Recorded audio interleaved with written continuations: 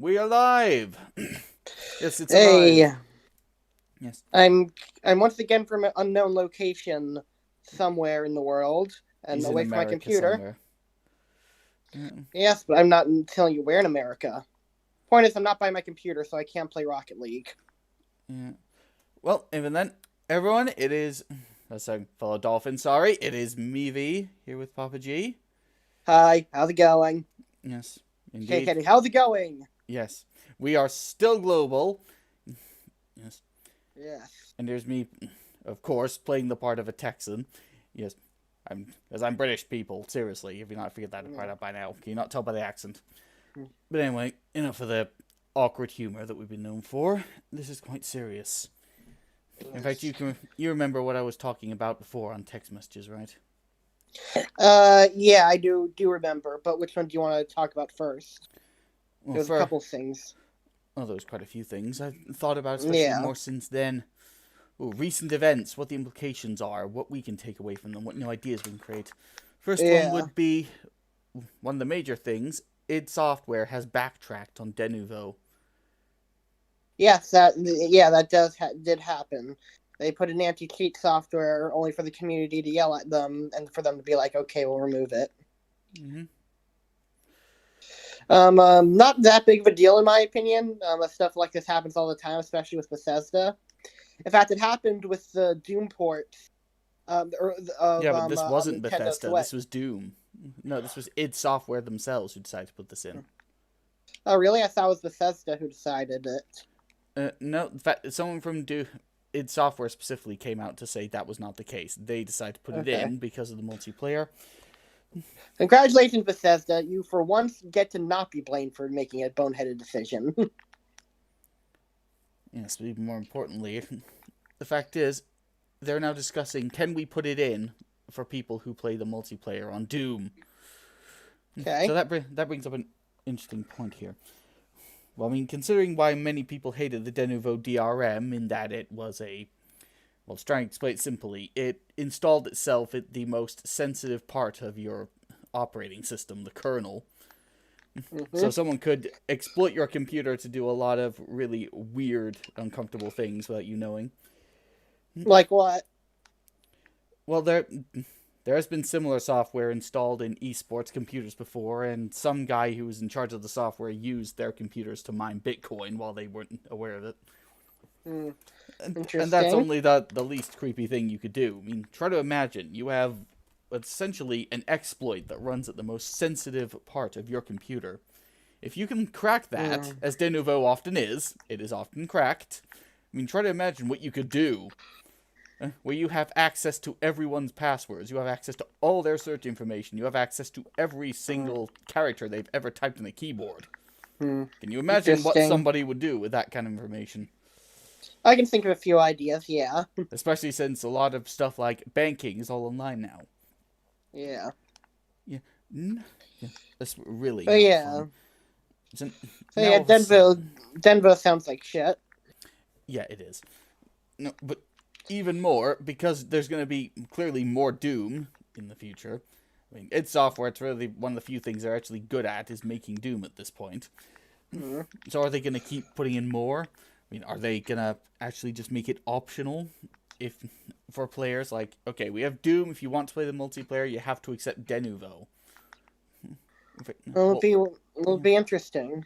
I mean, is there another way we could do that? Mm. Because I don't know, this is starting to be a serious topic that could affect a lot of people. If now even Yeah, and id Software's going this route. well, it is an interesting question to be asked. And like I don't personally have the answer for it, but it is interesting because like I understand anti-cheating software is a big deal for these companies. They don't like cheating in their multiplayer games, but at the same time, it's like Denvo doesn't seem to be the way around it. So, as someone who's not a tech person, I don't have the answers.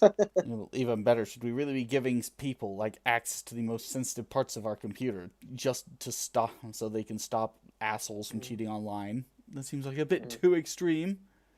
Yeah. I mean, remember what the reaction of the country was to Edward Snowden just revealing what the NSA was doing? Yeah. So trying to think. But yeah,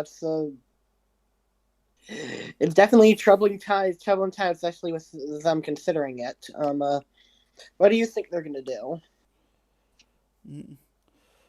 Well, sadly, this is me being pessimistic. I think they're gonna take it out this once. In fact, they're likely gonna do going forward is they're gonna try and make the multiplayer an optional download, kind of like they did with the Nintendo Switch port. And say Maybe it if you sounds want to interesting. download the multiplayer, then you have to download this incredibly invasive DRM onto your PC. Mm.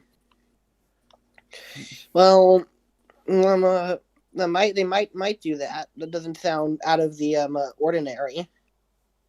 Well, Or certainly hope doesn't not. sound like. I mean, from their perspective, it might sound. It's not the best solution, but it does sound like a fairer solution. You get my meaning? I would still say that's too dangerous. I agree. I'm just saying, it's not. I'm saying I agree that it that it sounds realistic. Is what I'm saying. Mm-hmm. That is something it has discussed. Now, I suppose another way this could be done. Why am I so crap at this game today? I don't know. Hmm. Ooh, so that's what's up there. At least you're a lot calmer about it today. Mm? So at least you're a lot calmer over it today, not freaking out. Was I freaking out about it? Yeah, don't you remember the last time you played with Neon? You were freaking out. You were like getting angry at getting over it. Yeah, that's because Bennett thought he was talking. Now it's on mute though. I see. I don't know. You don't have the same annoying voice as he does. Oh, that's good. My voice isn't quite as annoying as the different British guy. It means a lot. Actually, does believe it or not. I think my voice is the most annoying thing ever. So to hear my voice is less annoying than someone else is actually a blessing. Mm-hmm. No, your voice isn't that bad. I mean, I suppose anyone's voice can be really annoying. It's mainly how you use it. Yeah. I mean, you think of the voice of, I don't know, villains like Arnazunia. You wouldn't think his voice would be annoying. It's more sinister, but he can be sinister and annoying at the same time. It also do with your tonality and the way you use your voice. Certain English dub voices can be a little annoying, just as the way they're done. That sounds very vague, but like, it's a little hard to, let me put it this way. It's like, it's annoying to me that some English dubbers, or no, I guess it's an English dub exclusive, it's just voice acting in general. I always get annoyed when, like, there's, like, one or two voice actors that just have one voice, yet they voice 1,000,002 people, and whatnot. Well, if it works. That's true. That's the idea. No. It annoys me when the voice just doesn't match the character. Yeah. That's why I cannot play Final Fantasy 15 Japanese. The guy who voices Arden, he doesn't work.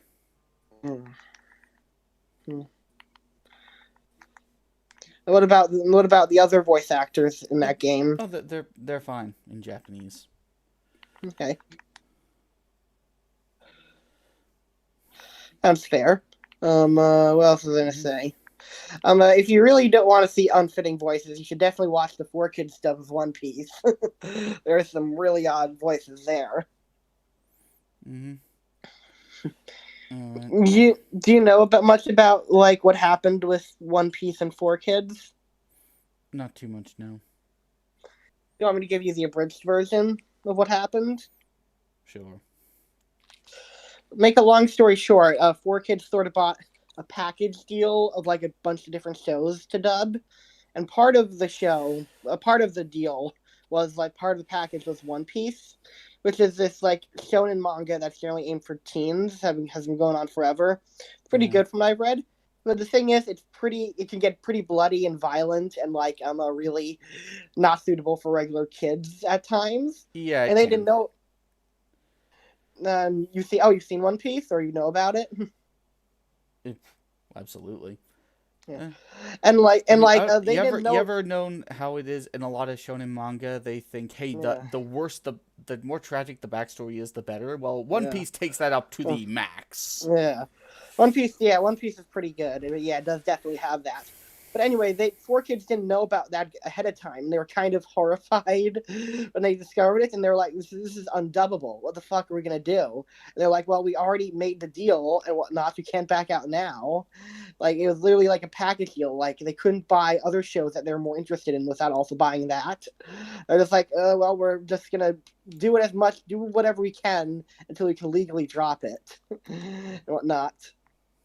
And like a lot of people have from the team time came forward and like, yeah, we kind of screwed the pooch with that, but we didn't really have much choice. Mm-hmm. And there's a lot of funny and silly changes and whatnot in One Piece. Like there's one scene where a guy just flat out got shot in the head and whatnot, and they added a line in the 4 Kids sub like, when that guy wakes up, let him know it was a cap gun and whatnot. A lot of silly stuff Mm-hmm. like that to make it seem less bad. It's kind of hard to make stuff like that seem less bad. Yeah. I mean, how I mean, less people like was it Sawtooth Arlong? How exactly do you 4 kids him? They certainly tried. Do I want to know how they did it? Well, I'll say this: they actually, in a way, they unintentionally made one character's death worse. So you know how Nami's mom is like shot right in front of her, right? Yeah. Well, in the 4 Kids version, what they did is they edited out the gun, and he just said, "You're gonna spend the rest of your life in prison." And the implication when we fast forward is that she literally starved to death in prison. So getting shot mercifully is bad, but starving to death slowly over the course of many years, that's okay. They couldn't have just had her executed off screen. That would have been better. Yeah, I Damn guess those wind not. chills. All right. Okay, so I need to hit those a lot harder. Trying to think of one more funny thing about the 4 Kids dub. I'm trying to think. What's a really funny one? This one's kind of the same, similar. A lot of the guns in the show were replaced with water guns or whatnot, which is really funny. So, and the last one that I think was really funny was that, like, at the beginning of the show, when I think Kobe is taken hostage, one guy tries to aim a gun at his head, but in 4 Kids they changed it to some weird retractable hammer thing. It's very odd. Is it even more weird than the dark energy disc? I'm sure we'll Uh, remember that. Is it more weirder? I don't know. I think both. I think the dark energy discs are a little more weirder. But overall, I'd say like they have definitely a lot of moments in the 4 Kids One Piece where you can tell they're just scratching at their heads, being like, "What the fuck are we gonna do?" Oh, I almost forgot my favorite one. My favorite one of all was they changed Sanji's cigarette that he always has to a lollipop. Oh yeah.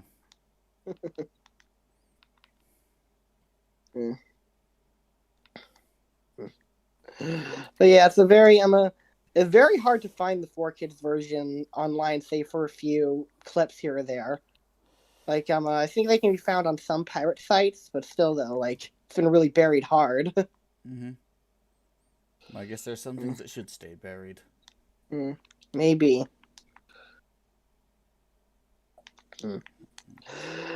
Yeah, I kind of feel bad for 4 Kids because like even they were like we shouldn't have got this show in the first place, but it is interesting. Back on topic. Sorry, I interrupted and whatnot. Well, no, in a sense, you did talk about the entertainment industry, so that is relevant to what we're going into next. Yeah. With what's going to happen to the movie theater industry by the time this is done. That is a good question. I've heard rumors that some theaters might start playing some classic movies again. Which, if so, I'd be down for. I'd love to see classic They're movies gonna on. get more niche. You mean? Well, how's playing classic movies on the big screen niche? They can play it for a more Like, niche audience that want to see the classic movies, not the CGI filled stuff we have today. So I could see them going yeah. more that route. Hmm. Or, On top of that, like there are movies that are gonna come out in like 2021 and whatnot. And I think some people are only releasing some movies to DVD early just because like they have no other choice. mm, Like ideally, people make more money at theaters. So well, I yeah, think in but the it's more than that. If you haven't heard what's happening, there are some studios like Universal at the moment. They've actually tried to release their movies like on a live streaming service, but will rent it rather yeah, than let you see it but on studios, and they've actually made a lot more profit than that than they normally would. Just go to movie really theaters. because I've read that it was actually the opposite. They made less money than they normally would due to releasing it like on streaming services and whatnot. Well, they wouldn't have made more money as revenue, but in real terms, they made more money because now Hmm. they're not sharing as much of it with the movie theater. Hmm. See, that's Still, the though, I important thing. You got to think, okay, what money are they making in real terms? maybe, but I don't think theaters are no matter what hit. Like I'm sure the movie industry has definitely taken a hit, certainly, but no matter what hit or theaters, I should say. But I think people still crave that like a crowded, sort of shared experience on the big screen still. So I don't think that's gonna go anywhere anytime soon. I think as soon as it's like I said, it's taking a hit, but I think a lot of people still crave that to a degree. That hasn't gone away in the same way that maybe like um uh, physical games has and whatnot. Well, that is one of What our do you? other topics, so we can discuss that later. Yeah, So, well, we'll one of the address that things I later. would think about is if too many companies get the idea that it's actually more profitable now to do stuff like this and movie theaters are being hit, either they'll get niche, like you just said, either showing more classical movies to attract people, or they might actually start investing in making their own short indie films that only could be seen at the movie theater. What do you think? Maybe that's um not impossible. Interesting. Like one funny thing that once heard a pair of movie reviewers from a YouTube channel called Regular Media once said that they predict all the quote unquote real movies will go to streaming services directly, and all of like the big Hollywood blockbuster stuff will be theaters are. And it's interesting that you say you predict the opposite in a way. But I guess it's not impossible that they could do that. Like maybe like some of them will like make deals with some filmmakers to like if it does get bad, I think they'll make a deal with filmmakers to give them extra profits if like they have their movie play in theaters. Um and if not, then like I mentioned earlier, I already heard rumors of them playing classic movies in theaters after the virus breaks down a bit more. So I think they might do those two things in conjunction. What do you think? It's possible, but nice to see the movie theater business model finally change. Hmm. I mean, it's stayed relatively consistent for years now because it's never Well, needed don't to change, but now it's being forced to. don't fix what ain't broke. And like that's for me. I'm not totally convinced that the movie that needs to change yet. Yeah, if you're not Like changing, you're dying. well, after the virus breaks out, people are gonna want to go to the movies and like want to go to restaurants and whatnot. So I'm wondering if there's gonna be an influx, or they might not handle it for a while. Because like if you go on Twitter, like I mean you don't see it right now, but a while ago people were going crazy with the fact that they couldn't get freaking haircuts without doing it on their own. Like when this virus breaks, people are going to be clamoring for old luxuries that we've all come accustomed to. So like I wouldn't be surprised if when theaters finally do get open again, there's going to be an influx.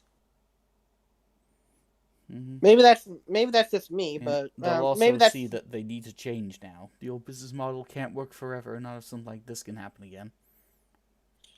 maybe they might take more precautions for the future, but at the same time, like you never know when something like this is going to happen, you know? So, like, how can you prepare for something you never know is going to happen? Well, now you know it's going to happen. Mm. In the same way you take precautions for a hurricane, well, how do you know when a hurricane's going to happen? Well, now it has happened, New Orleans, so yes, we take precautions now. Yeah. Exactly, you take precautions against something you know can happen. It's fair. Nope. I do one. It will be interesting to see how. I wonder if there'll be any movies that fare better or worse. I wonder if there's any movies that, like, when they eventually release in theaters, if they'll end up what's the word, doing better or worse in theaters, or like if any of them will regret delaying their movies. In that case, it's probably going to happen. Law of averages dictates at least a few of them. It's going to happen too. Yeah. How many? We don't know yet. Yeah. Have to wait and see. Yeah. I'm more concerned about how this is going to affect really everything going digital in the way forward. Now that it's gotten harder and even more expensive to make physical releases of anything, especially games. I don't think we're ever going to go fully 100% just digital, because I think I think many people realize that, like, digital, like, while it's good, it's not perfect. And, like, if all it takes is, like, there's this one I can't remember what game it is. It was this Drive game from Ubisoft. You can't find out any digital storefronts except for, like, some illegal ones and physical copies. So digital distribution is all at the hands of, like, licensors and other stuff. And, like, I'm not saying I hate digital distribution. I just don't think it's, like, the perfect way forward for this world. And, like, I don't think as long as, like, there's never a guarantee that things are never gonna leave the storefront or whatnot. I think there'll always be physical options. You know what I mean?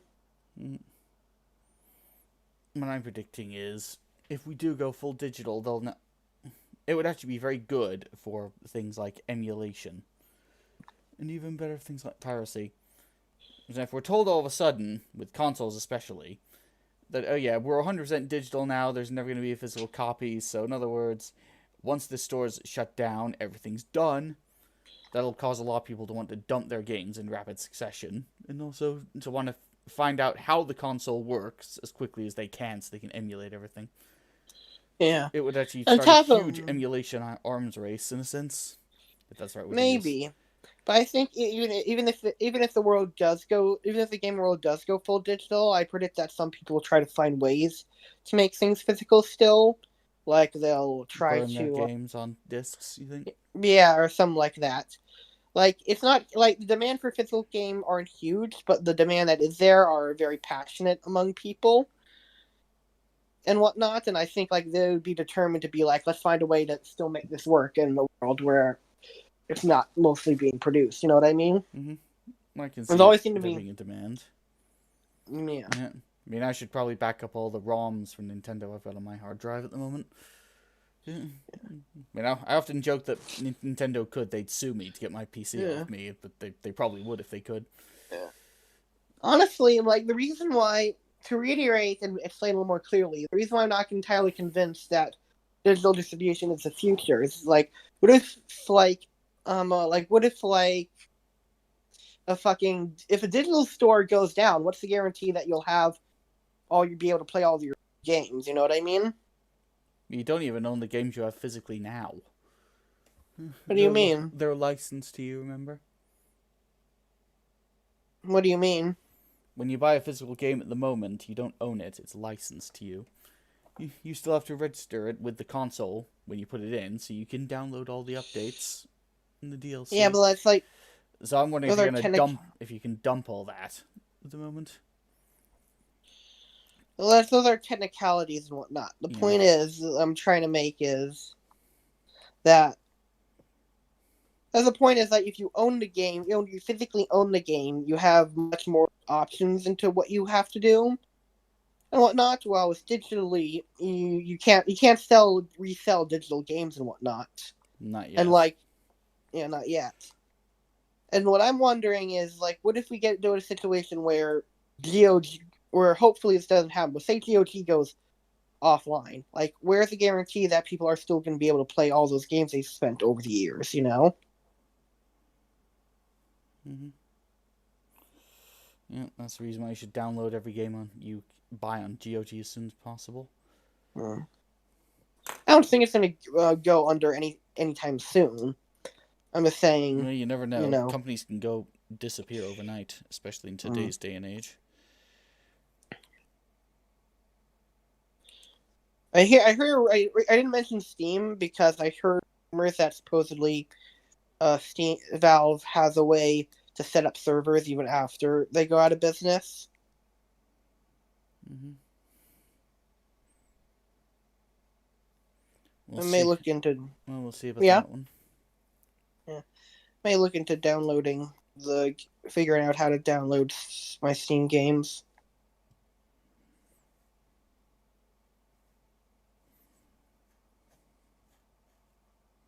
What else did you want to talk about? Well, one moment. Hello? Let me get out over this ledge. That's really Okay. giving me trouble. I don't want to talk Fair enough. while I'm desperately hanging on for dear life. Okay, got rid of that. That was kind of awkward thing to say in the podcast, but we've said weirder. Yeah.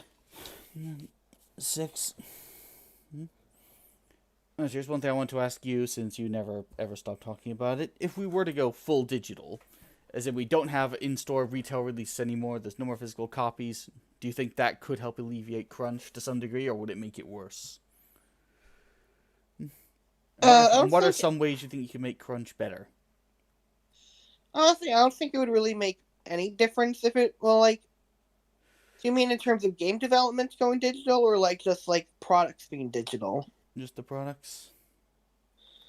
Honestly, I don't think anything would really change one way or the other because you still need to get a team together and like work and whatnot. And like, not all crunch, I just want to make it clear, I don't think all crunch is bad. I understand like it has to happen to some degree. I just don't like crunch that is like where people stay like hours, like weeks at work and whatnot, and they're underpaid and other stuff, you know? Basic workers' right is what I'm talking about.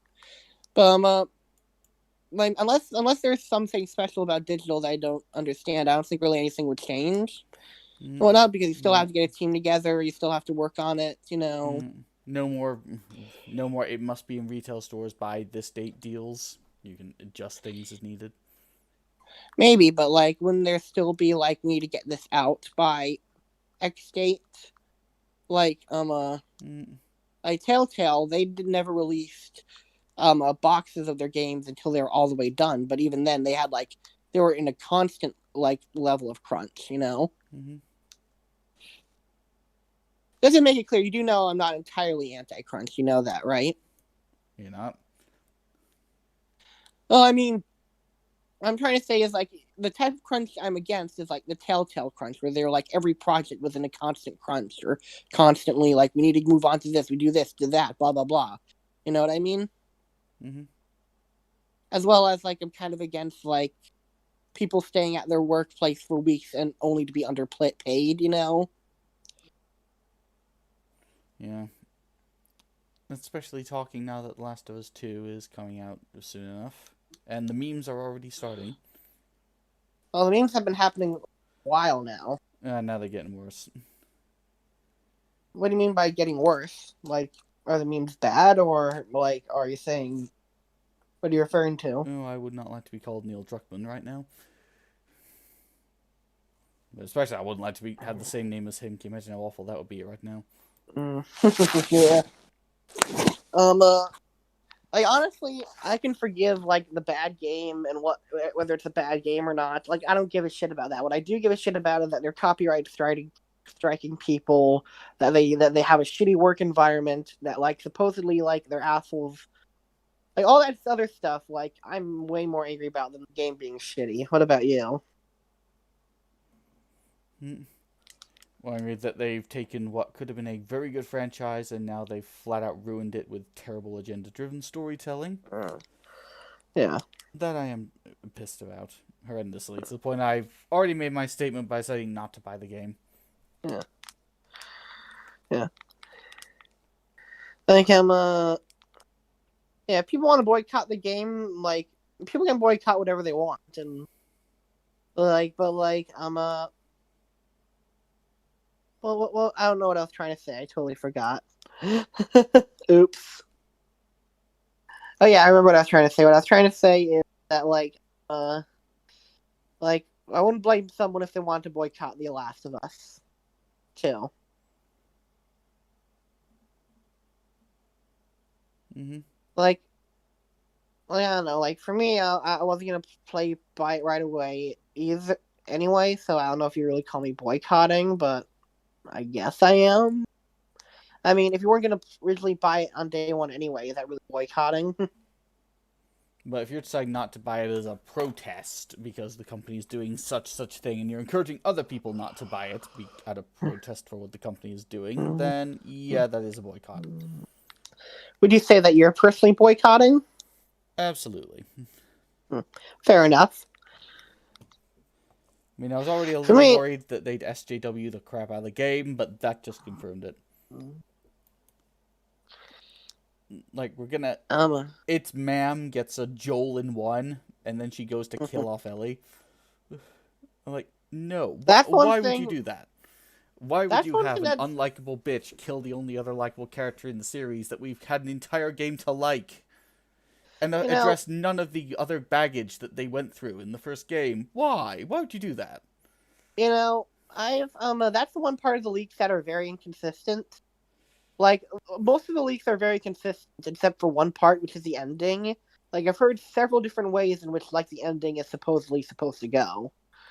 So that is something that I am curious about to learn when the game finally comes out. Mm-hmm. What about you? Like, have you heard several different endings for The Last of Us 2 as well?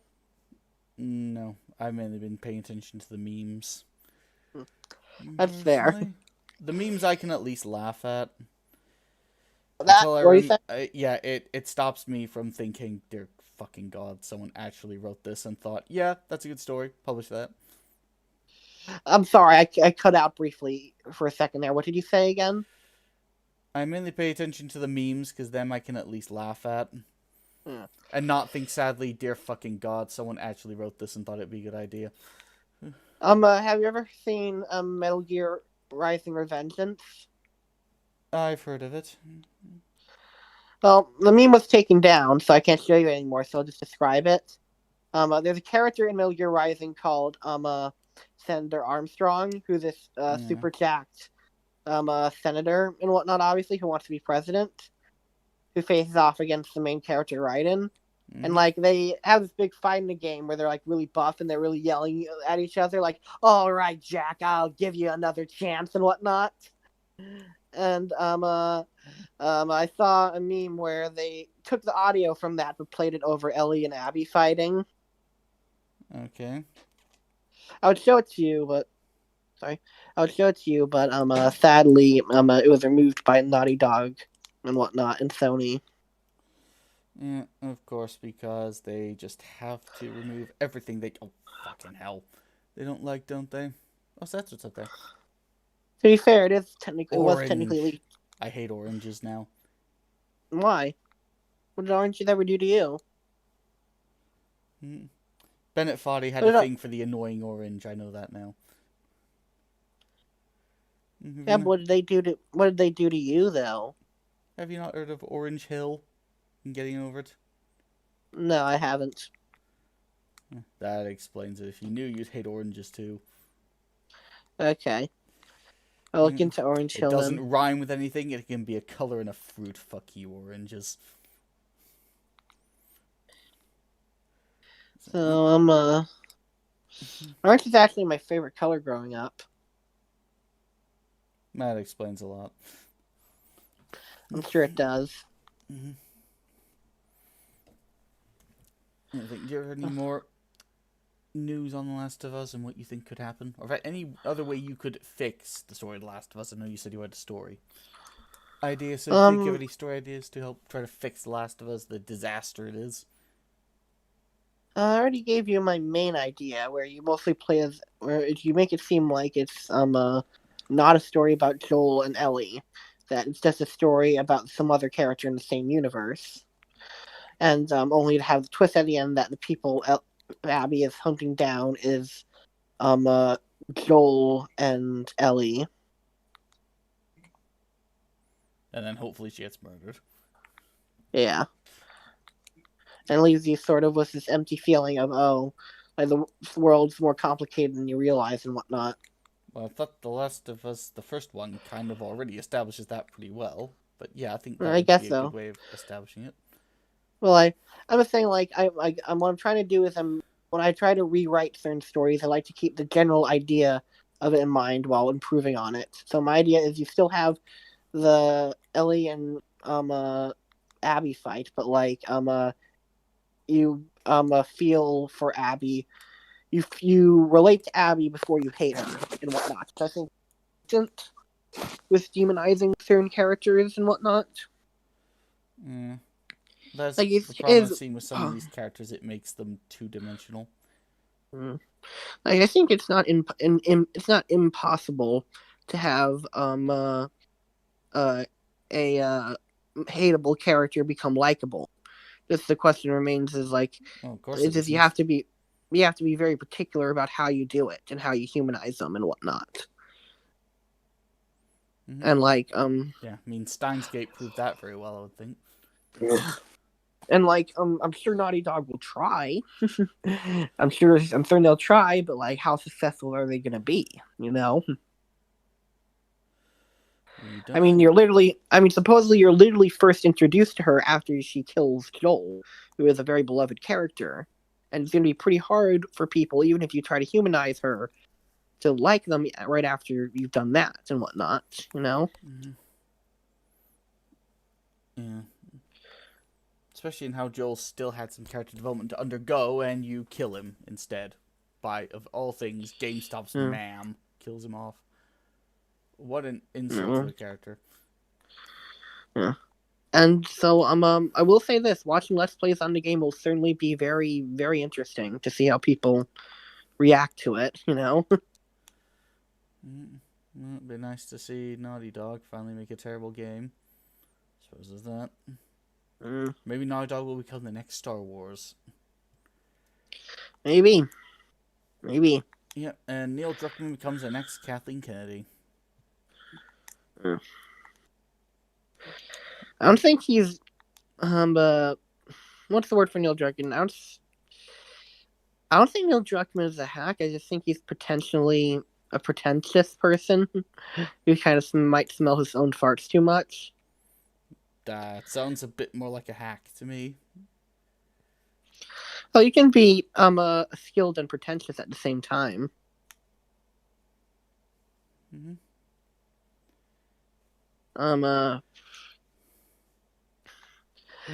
It's like it will be interesting to see how it will be mostly interesting to see how PlayStation fanboys respond to this. I know, like JTech. I know this is going back a bit, but JTech apparently is trying to spoil Death Stranding to some PC players and whatnot in response to this. Is he still a thing? I forgot. I haven't thought about Uh, JTech TV in so long. I didn't even know he was still a thing. I don't really pay attention to him that much I either. thought Every after he once was in a exposed as just being a troll, he kind of just let it go by that point.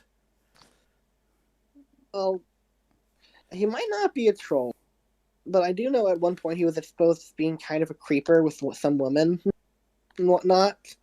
Okay. And I don't think that much about Jake Tech TV either. I just like to pop in on him once in a while and see what he's going up to. Okay.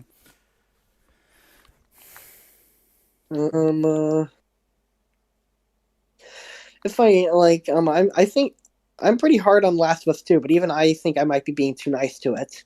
What do you think? Do you think I'm too nice to The Last of Us 2? Well, you know how I feel about The Last of Us 2 at this point. Yeah. I always said we should try to fix it rather than complain about it, which I did. So now that I fixed it, I can complain about it. Yeah. Like I think it's probably gonna be bad, but I still have always hope that maybe it'll be good in context. You know what I mean? Maybe that's me being too nice, but like, I always like to give things the benefit of the doubt, Mm, well, I would say uh, I'm an optimistic realist, if that makes any sense. That's I fair. I can be think I'm kind of like optimistic, but that. I want to be more real about it. I mean, can I be optimistic about the fact that maybe Nintendo will see the light on getting rid of fan games? Yes, but I'm also realistic enough to know I better fucking get that now Yeah. if I want any chance of getting it. So yes, I do. I have the PC version of Super Mario 64. It's quite good. Oh, cool. Neat. But yeah, maybe one day Nintendo will. It's not impossible they'll one day loosen up on that, but it probably won't be for many, many years. And like maybe different change in management happens and whatnot. Yeah.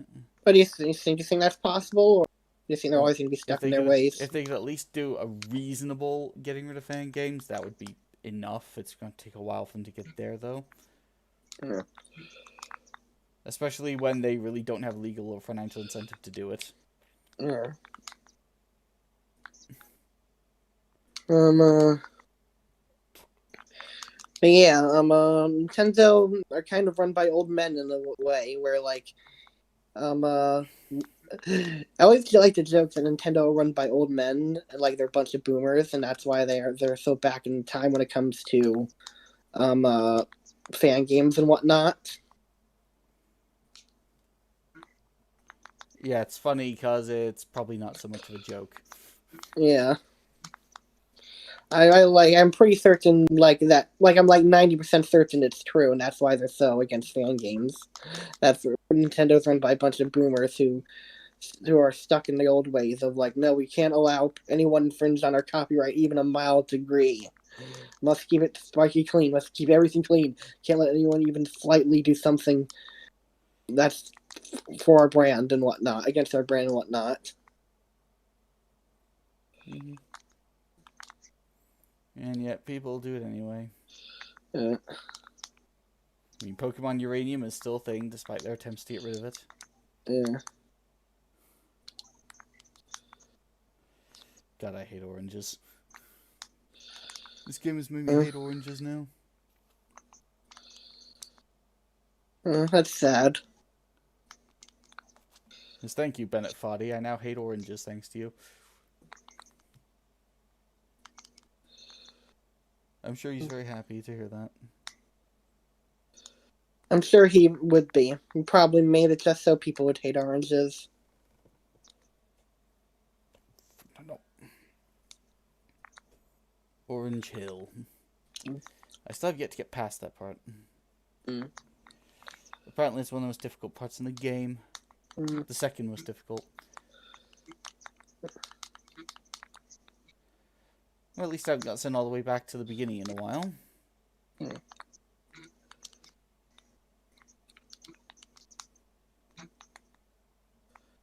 That's always good to look on the bright side of things. Yeah. And after all, there's no point in dwelling on the negative. I always look positive, even when things are terrible. Yeah. Speaking of which, how have things been with you? So I can talk about that before we get to the whole story idea you have. Let's get to real ideas, and less about people and events. Yeah. I'm doing pretty well. I've been just hanging out, playing video games. Finished my last of my online classes for now, so that's really good. Gonna be for at least the next month or so. I'm gonna be off from school. I might take another what's it called, online class in the summer. That's for like another month or so. So for now, I'm free, and it feels really good. Mm-hmm. Online classes aren't too hard, but like when you weren't prepared for them, it can be a bit of adjusting. Mm-hmm. Yeah. Whereas for me, I'm adjusting how I do YouTube videos. You probably saw that by the getting over it video recently. Yeah. Yeah. Trying my I did hardest see it. not to rage and not really succeeding all that well. It's okay. The game was made to make And people rage. yes, and showing my love for Angel Beats at the same time. Mm-hmm. I mean, that is it was so good, that one. And also taking online courses myself. For me, it was in programming. Currently C++. So that we Uh, can use going forward. And also trying to figure out how to use Source Filmmaker so that this podcast can be revamped. As promised. that's good. Mm. In fact, before long, we can all have new jobs of writing new scripts and actually having things to say and actually planning things out and actually having real production value. That's good. More than just me playing as a man in a cauldron that now all of a sudden I wonder, how the hell does he go? Wait, does he go in the cauldron? Is that why he carries it around? Fuck. Oh, what? There's a car on top of there. I'm I have plenty of screenshots this game I can add captions to. That'll be interesting.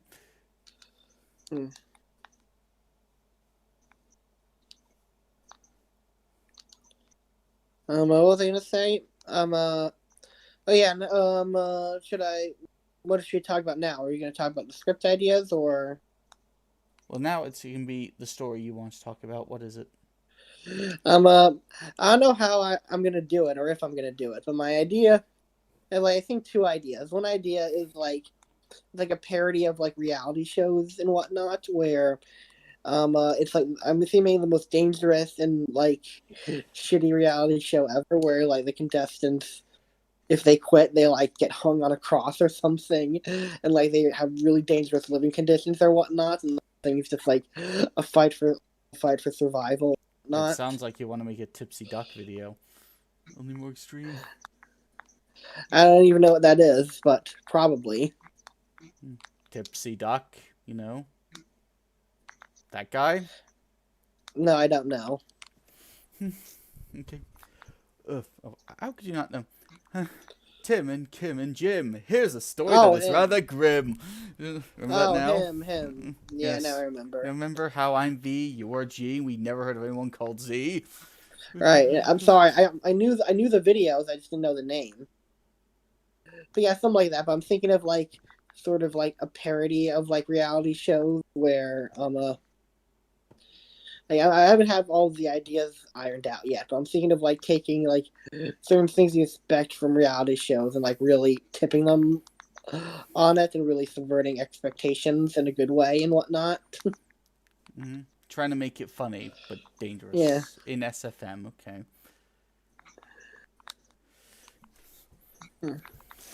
Yeah, like I guess I don't have all the ideas now, but I do have ideas like be like a fight for survival where people will be horrified at like how batshit crazy the living conditions are and how like little care of safety the producers had, and just like everything's crazy and whatnot. Mm-hmm. And I can't remember what my second idea was. I should have written it down. Let's see if I can jog my memory for a second. What was my second idea? Oh yeah, my second idea was a guy who only makes really crappy movies or whatnot gets outshined by someone with barely any experience, and then he like goes insane and whatnot and pulls like a Joker or something, or like he goes really crazy and like insane in a comical over the top way. Or like no matter how hard he tries and whatnot, he like doesn't succeed at making good movies. You need to actually be good at making something, good at saying something, being good at emotions. What's that? That's something all good movies have. You need to be good at making you feel something. Yeah. Yeah. People that are not good at making that all of a sudden become YouTubers. And they become Texans who put on a fake British accent pretending to be British so they can get views on getting over it. Cough.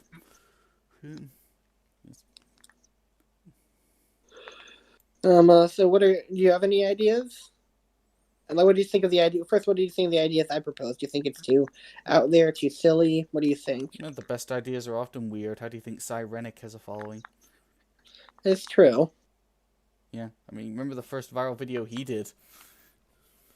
Yeah, that was certainly pretty weird. Yeah, bah. I wonder how he comes up with that. Probably a lot of boredom and just a weird imagination. Yeah, there's weird imagination, then there's that.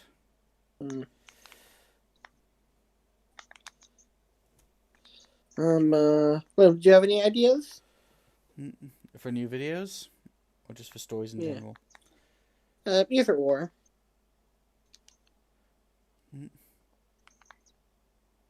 Well, for new ideas, I'm actually currently still reevaluating that. At the moment, for my videos, I'm doing my best to try and see how Markiplier does it while developing my own style in the meantime. So I know that'll be interesting to see. An overly exaggerated British Markiplier. Okay. I'm sure you can view that and laugh to a degree. Yeah. Just 1 minute. Okay, can I make this jump? And I yes, do want and no. Fuck. Okay, I'm gonna have to look up how to do this jump at some point. This orange hill is horrible. I do have I do want to mention my inspiration for that reality show idea because I think this might get the creative juices flowing for me and you. So the idea came from, have you ever heard of a reality show called Kid Nation? No. Well, it was very, very odd. Basically, the idea was like they took 40 kids and they put them in the middle of this nowhere town, and their job was to just make it a livable society and whatnot. Like the kids were like from like 8 to 15 and whatnot, and there was a lot of lawsuits involving that show and a lot of crazy stories I can that imagine came there out being a lot of involving it. it. Like some stories involving it sound plausible, some sound ridiculous, but I'm gonna say them all the same. One that sounds less plausible is that apparently there was a group jack off session with some of the boys No, I can and believe that. whatnot. Very interesting, a group jack off session. Not I your can typical. believe that. It's real plausible.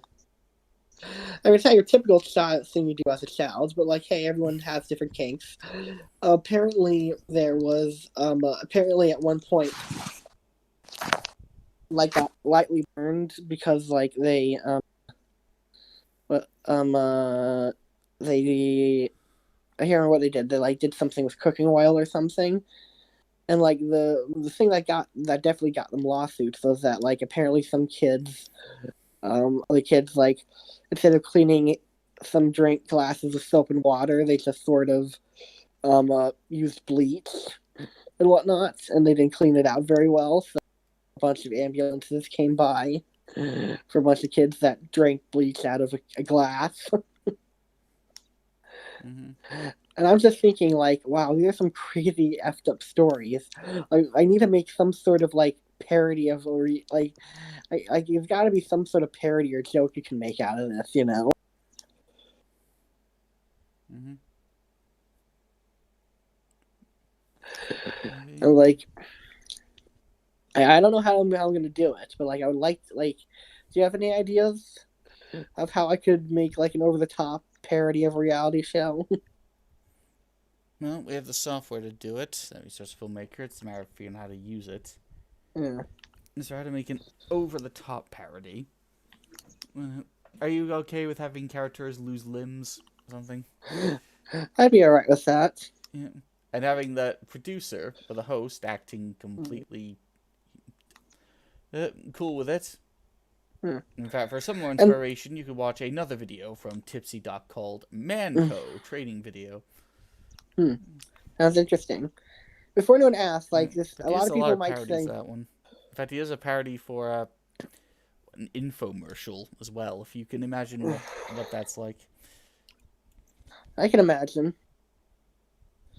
And by the way, I just want to mention, like, some people in the comments, you know, the two people listening to this might mention my idea sounds similar to Total Drama Island, which, if you don't know, is basically a similar idea where it's like a parody of reality shows.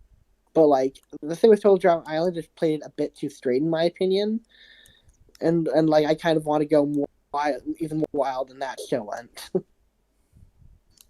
Have you ever heard of Total Drama Island? No. long story short, it's similar to my idea where like it had a host that was a sadist, and like they put the contestants in really dangerous situations. They got more extreme as it went along, but like I'm thinking like bigger than that, of like even more crazy shit and whatnot. Okay, so are you gonna be different? Well, first off, I'm having this idea of like quitting, and I'm like, then on the spot being stabbed with a sword, and the host saying, "No one leaves this show except for being voted off. Quitters are losers. Our quitters shall not be tolerated," and whatnot. And just on the spot, just doing that. And then just assuming, okay, does anyone else want to quit? Like in a very happy monotone voice. I was thinking more you could have, well, if you have any issues with your safety, please visit the complaint booth. People go in and they never come out. Yeah. Yes, obviously we have one very satisfied customer for them not to come out the same door. That might be a good idea. And like another part of my quitting idea is that maybe have improve upon my quitting ideas. Have someone be like, "I can't take this drama anymore. I quit. I can't take this. The reality show is too crazy." And he's like, "Want to quit?" And then like some horrible thing happens to him, and like, well, that's too similar to my other idea. For some reason, I keep on going back to the quitting idea where someone quits and like something horrible happens to them. I always have trouble thinking of. I mean, I once came up with that idea. I wonder if I should have done it now. Think about it. Was a how-to channel that has a horror element to it. Oh, okay. Like how to change the tire when you're stuck in the middle of the freeway. Okay, tire changed, and you need to be careful to make sure all the junk in your back seat is well piled up, because there's a body under it all. Make sure no one sees.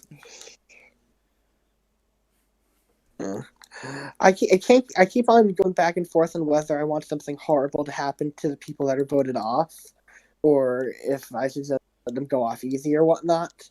I keep on going back and forth. What do you think? You should have that ironed out before you do anything. Mm.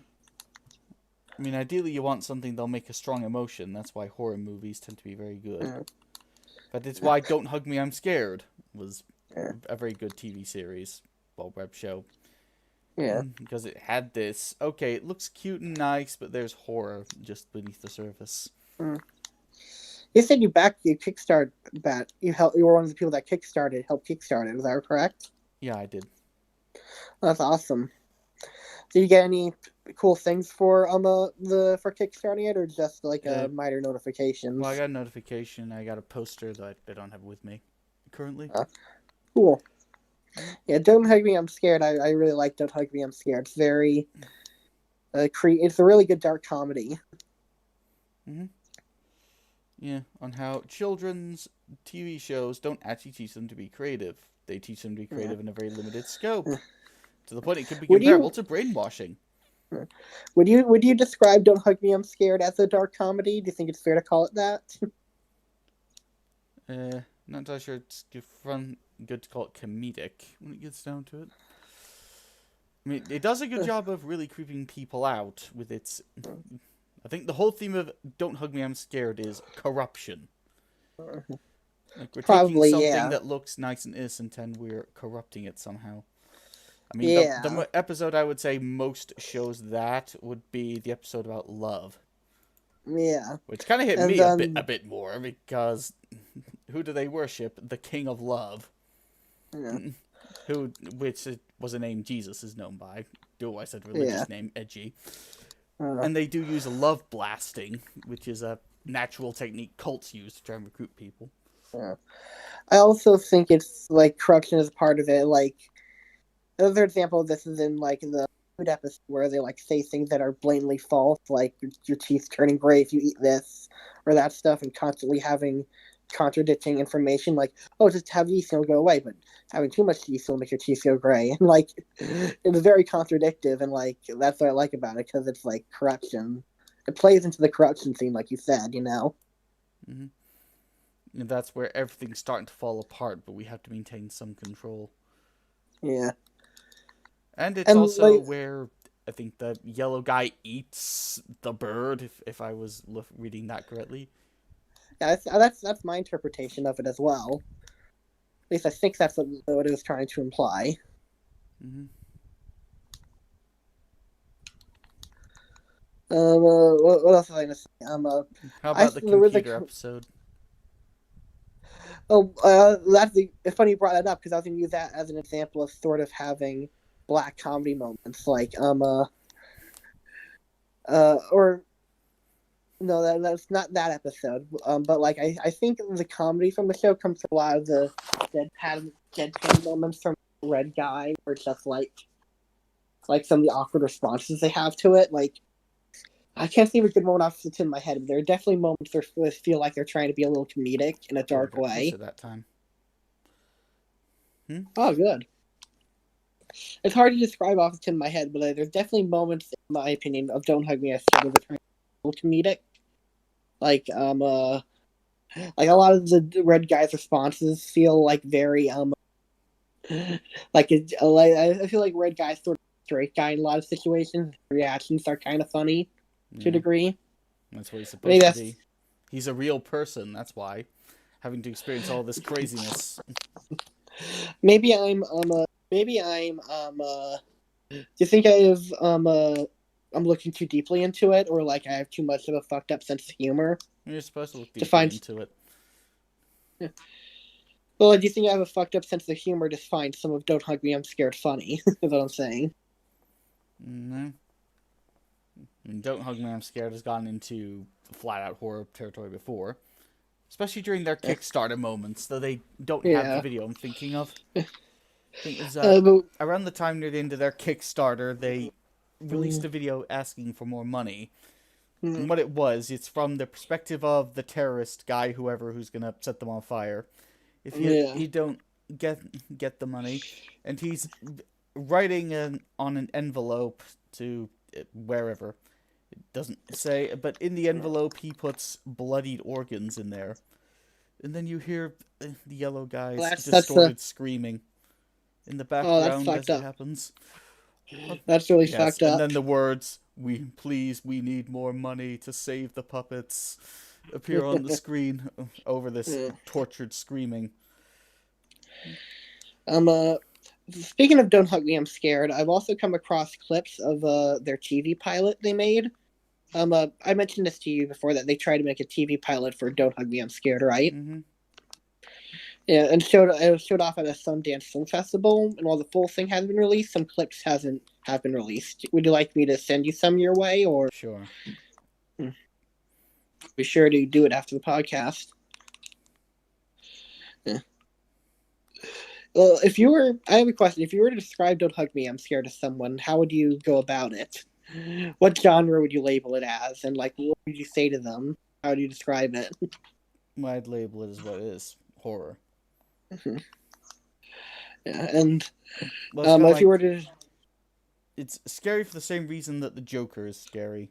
Yeah. Taking something that's supposed to be harmless and funny and corrupting it. Yeah. Yeah. You said your favorite episode is the third episode, right? Mm-hmm. That is a pretty good one. Yeah. Especially as it goes into how cults recruit people, and even goes into stories that don't really do anything. Yeah. That don't make sense, like cults tell. Like the story of Michael. Yeah. And how just, like, odd it is. It's like, it ends with a message that he has a special one, except, like, all they said was that he lived underground alone and whatnot. Yeah. Well, it was, so this is the story of Michael, the ugliest boy in town. Ugly and weak, they called him a freak, so he lived on his own underground. He lived on his own underground. He lived on his own underground. Hey, see, everyone has a special one. Even Michael! It's like, what? And, like, they didn't mention a special one in the story. Another thing that I really liked from that episode is they like say like all you need to do is change your name, clean your brain and whatnot, and do everything that we say. Yeah, That's definitely very cult-like. that's also in the Bible as well. It is. Well, there are some people in the Bible when they decide to follow Jesus, they change their names. Oh, okay. Yeah, originally if you look up I don't know, Abraham from the Bible Mm. at one point. Yeah, so yeah, that was more religious as well. Yeah. So change your name, clean your brain, Mm. and also again the Apostle Paul used to be the Saul. He Yeah. who used to be a guy who prosecuted Jewish Yeah. people, and then became a follower of Jesus afterwards. You know, after he put a lot of people to death, of course. You know, nice guy. Yeah. There's one consistent thing I noticed from teachers in Don't Hug Me, I'm Scared is that they definitely don't like questioning. Like at the beginning when the teacher said green isn't a creative color, and the clock started yammering when like they started questioning time and whatnot. Mm-hmm. I think that's mostly consistent. Yeah, It's like just like real uh, teachers. yeah. I think the hardest theme to grasp from Don't Hug Me, I'm Scared is in the sixth episode. Like every episode, I think you can get a cohesive theme out of it, but the sixth one, that one, like I'm not entirely sure of what it's trying to say or if it's saying anything. Mm-hmm. That all of this was being planned out.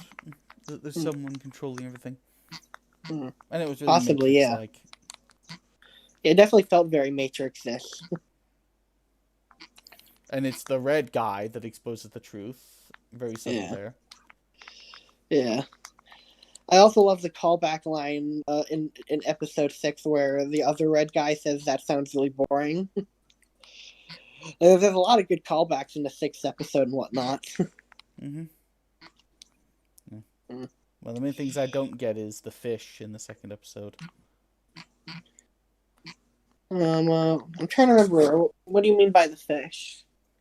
Oh yeah, It's the fish. 20 Oh, I past 8, remember. there's fish on my tray. It's 11 to Right, 12, there's right. fish in the bath. Yeah, I remember now. Maybe that was just maybe that was an example of comedic stuff of just randomly throwing in fish, or maybe fish just rhymed very well. Or I guess not.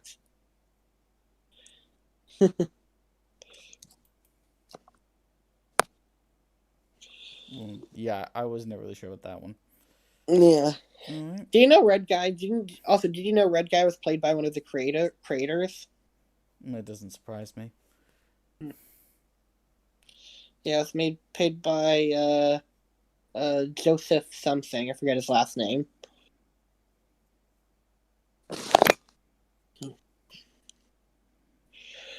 Really, I'm kind of crazy, like how like the puppets really were very well crafted and whatnot.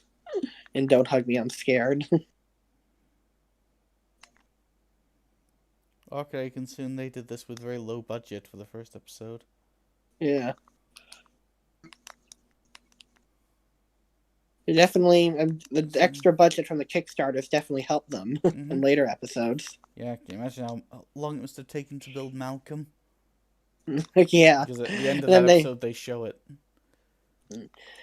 they at the end of the episode they burn Malcolm down, right? Mm-hmm. That or they build one of the set pieces for him down. Yeah. Yeah, or they made an extra one just to burn it down for the end credits. Yeah, that's more likely. I mean, a prop that big, you don't just get rid of it afterwards. You're gonna keep it. Yeah.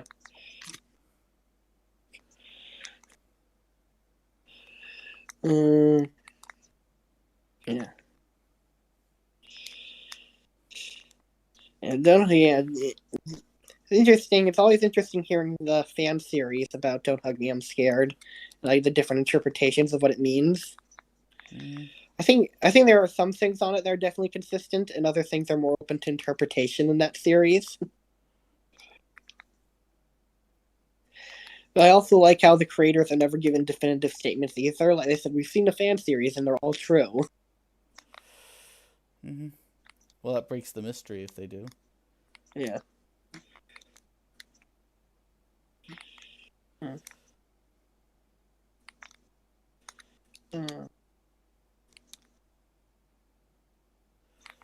Very yeah. Definitely watch Don't Hug Me, I'm Scared if you haven't seen it already. Very, very entertaining. Mm-hmm. Just don't watch before bed. Mm-hmm. Yeah.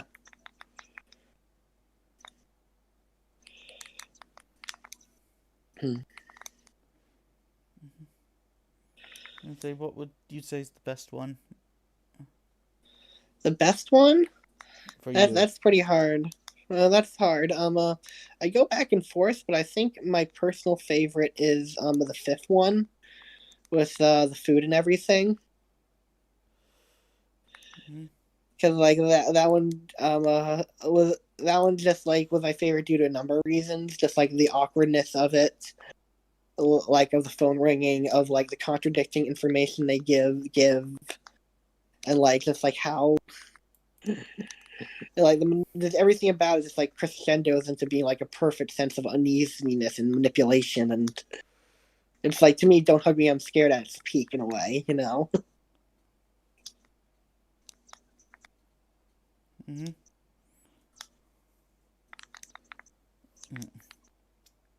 Yeah, how don't question anything, just go along with what we say, and Yeah. everything will be okay.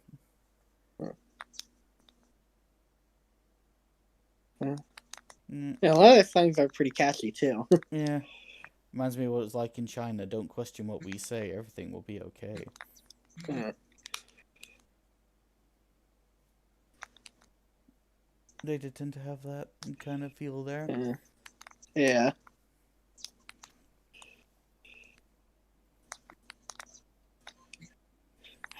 I love how they episode two onwards they always like kept in little shots of Roy and whatnot. Mm-hmm.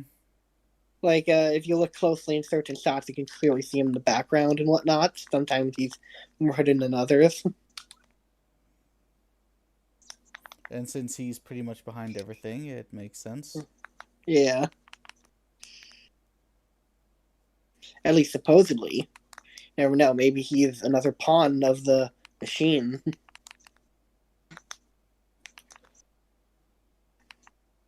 Yeah. One thing I also like about Don't Be Scared, it's not just like edginess. It's like it not only has a point, but it's also like there's a level of craft on display in it that you definitely have to at least admire and whatnot. Yeah. It asks questions and leaves you to answer them, Yeah. which is nice. It's Yeah. always that always tends to be a criticism of games that ask big questions. Well, the point is the game isn't supposed to answer it for you. You're supposed to come up with the Mm. answer for yourself, and the game will not Mm. judge you for what you come up with. Yeah. Mm. I mean, do people understand how criticism works? Yeah. Probably not. I Yeah. mean, that's why Nier Um. Uh, Automata was good. yeah. So do you want to finish up the podcast now, or is there more things you want to talk about? Well, do you have any more ideas for stories? So, I mean, Not I. the moment. No. So you just have the idea for the awkward, creepy game show then. Yeah, that's an idea that I've had for a while. So game show slash horror show is more like what you're thinking. Yeah. Okay. Well, with me, I know you've asked me to think of a lot of cringy story prompts for that are very SJW-ish in nature but are actually good. Yeah. Well, I came with another one. Okay. This one with an actual transgender character. Hmm. What is it? I'm trying to think how do I explain it simply because there had to be a bit of world building in it. Well, okay, put bluntly, this is actually a magic fantasy world. Okay, so there's magic in it. It takes the place of most technology, and that's essential just to get where I'm going with the rest of this. Long story short, before the story happens, there's a big war. The good guys' country wins, but in a last-ditch effort, the enemy country, they use this forbidden magic that kills all the women. The good Okay. country. So as a last resort, the mostly male government, well, it would have to be all male by this point, they decide we're going to do this emergency ordering, turn most of our guys into girls, Okay. and force them into re-education so that we can get them producing kids again and get the population back up. Okay. And our protagonist is one of those unfortunate enough to be Sounds turned, interesting. and as he's a former soldier in the war, he's extra pissed at this. And then gradually we go into the main theme of, okay, what about the rights of the individual versus the needs of some so-called greater collective, the greater good? Sounds interesting. Yeah. I was trying to say that I can, in a sense, tell a bit of a feminist story without coming off as too preachy. Yeah. So it's a feminist story and a transgender story. Extra preachy. Oh. There you go. Hmm. Normally extra cringe, but it can be told well. Yeah. Wonder why they can't Oh, see yeah. this. Oh, also, I just realized I never answered you about what I thought of Don't Hug Me, I'm Scared for. I think that's very creepy, and definitely I think it's trying to say something about how internet is, how overexposed we are to the internet, or how, it can, how sites mine our information and whatnot. Well, I don't think it was discreetly saying that. It was flat out saying it. Yeah. I I wanted to bring that up because I realized innocent questions can actually tell people a lot about you. Yeah. I just wanted to bring that up quickly because I realized I accidentally skimmed over it earlier. Sorry. And all the things you can do on the internet, even though I think there'll be more than that. Yeah. Like, watch digital style of pie graph and digital dancing. Like, come on, you can do more than that on the internet. Where's the porn? Why isn't that there? Yeah. I mean, they showed that in the episode about time, but not in this episode. Come on. I think that might be part of the theme of of obedience. Of like, there's only 3 things that you're allowed to do or whatnot.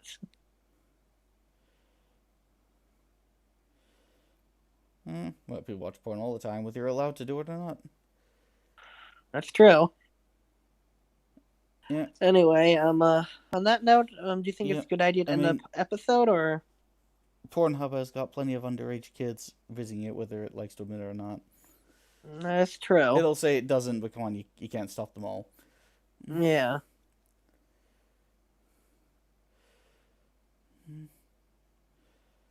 Especially not now. That's one of the dark sides of the internet, I suppose. Yeah. I wonder if Don't Hug Me, I'm Scared could ever talk about the dark side of the internet. Do you think they would? Possibly, maybe. Yeah. I mean, the internet's done a lot of good, but there's definitely a dark side to it. What's any you've noticed? What have I noticed in the dark side of the internet? Too many to tell. Better would be say, what are the nice parts of the internet have I seen? Well, arguably, you're looking at a nice part of the internet. Yeah. Although whether or not the two of us making a podcast was a good thing, that's for the long debate of history. That is true. I guess if I were to use an example, I guess like the dark web is a pretty dark part of the internet. That thing that was started by the government, yeah. Hmm.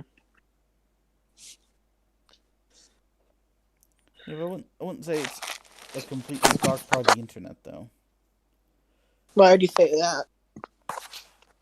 Well, with more of the internet now being controlled by government and basically government-run corporations, I think we need, every now and then, that place government cannot control that we can rely on.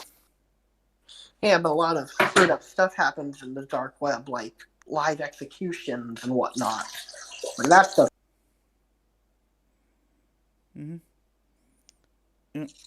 Well, it's creepy, but sometimes you need that. Being free, I mean... You need to have... Well, I think we well, no, being free comes with some big consequences, as we've seen. But it's better to be free than it is to give up all your power and control to somebody else. Who never ever has your best interests at heart. Yeah. I mean, I can understand why people don't really want to be free, even though they say it. I mean, being free is scary. It means experiencing things and having no protection against what you might see. It means being fully responsible for your own self. Yeah. And that's actually quite frightening when you get down to it. That's Yeah, why it's true. most Americans, despite what they say, they would rather be under control than be free. You can see that Mm. in the way that they vote and the way they behave when certain issues come up. It is true. Yet when it comes down to it, I'd rather be free, regardless of how scary it is. So the thought somebody else with their own agendas and their own easily corruptible morals is going to take total control of me, I find that even more frightening than the dark web. Not, that's fair. I don't blame you at all. Or do you think I'm being too much of an anarchist when I say that? Well, no, you make a good point.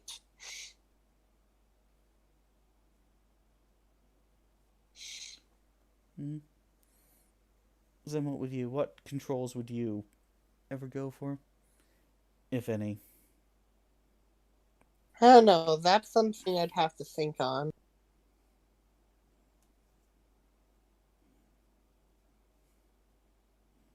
Yeah, I guess that's probably something you never really needed to think about Yeah. much more till I brought it up. So yeah, Yeah. I guess maybe we can wait till the next podcast to discuss that. I realize I kind of put you on the spot there.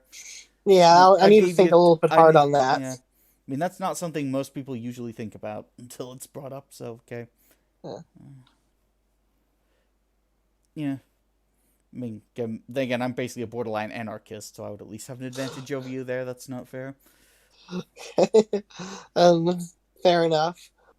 Anyway, I'll be sure to tell you next time what things I would change or what things I think we need to get control over. Yeah. Anything else? Let's see. Can I get at least up to the top of the slide again? Nope. There we go. You do not.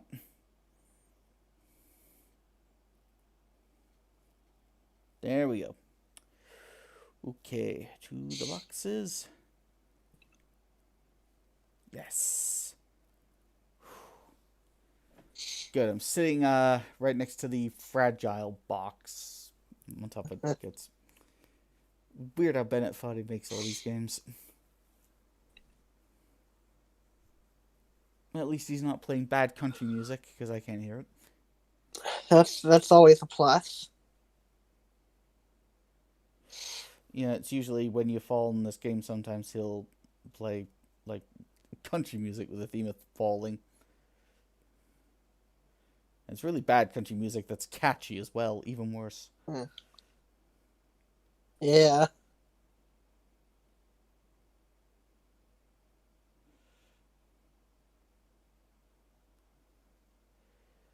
Okay.